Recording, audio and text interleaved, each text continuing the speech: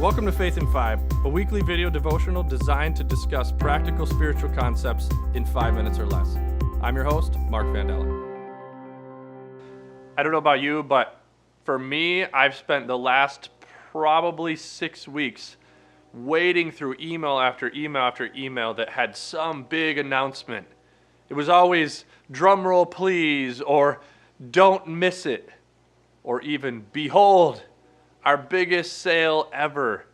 It felt like from right before Thanksgiving all the way through Christmas, every company on earth became Art Van, our biggest sale ever. And that's what we do when we want to announce something. We want to make it a big deal, and we want to convince everybody that they should not miss out. That's one of my favorite parts of the Christmas story. Today is the day after Christmas, and most of us are kind of in that spot of like, oh, we were so excited it came and now it's gone. How can we have Christmas live beyond the day that we celebrate it? How can we celebrate more often? And I think it's if we were to possess that story and carry that story the way that God tells it. Our Christmas series this year is called Lo and Behold. Behold, something awesome has happened. Christmas is such an awesome story. And how do we continue to tell it? In Luke 2, 8 through 12, it talks about when an angel shows up, he brings God's message. There were shepherds. They were living out in the fields nearby.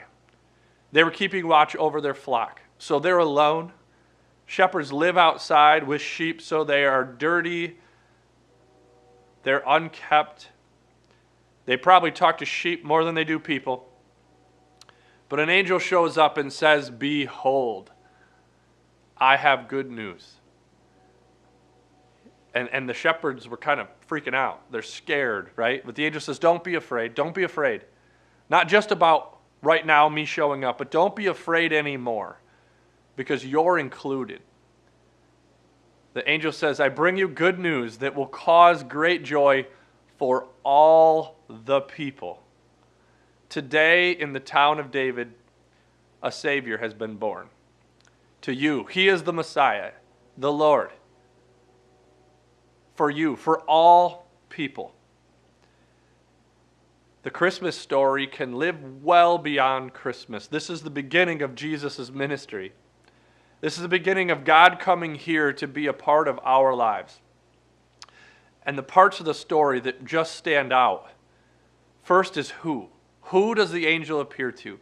The shepherds.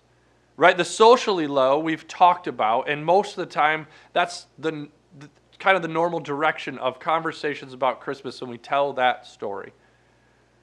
But God showed up in front of the socially poor to make a statement. Not only who, but why. God showed up to, in that world, who was the lowest, so that He could say, this is good news for all of the people. Because it's not just the socially low. Basically, what I'm communicating is that there's nobody who's too broken, who's too low, who's too poor, who's too dirty, who's too gross, or too screwed up to experience my love. And so, as we live beyond Christmas, as we enter into a new year, as we plan our lives moving forward, we can carry that message. It doesn't have to stop at Christmas. We should be walking around regularly saying, behold, I want to tell you about a God who loves you.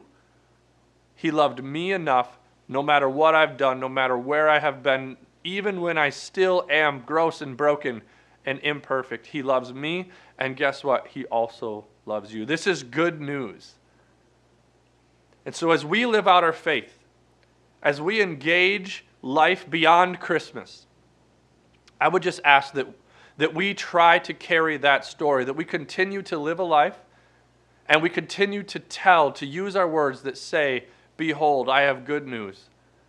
Maybe we could even really strategically act.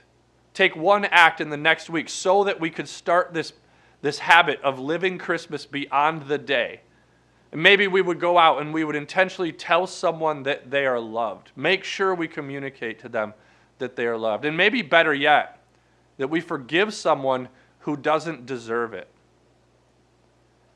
This year, as we walk out of Christmas, don't just celebrate Christmas. Don't let the celebration begin and end.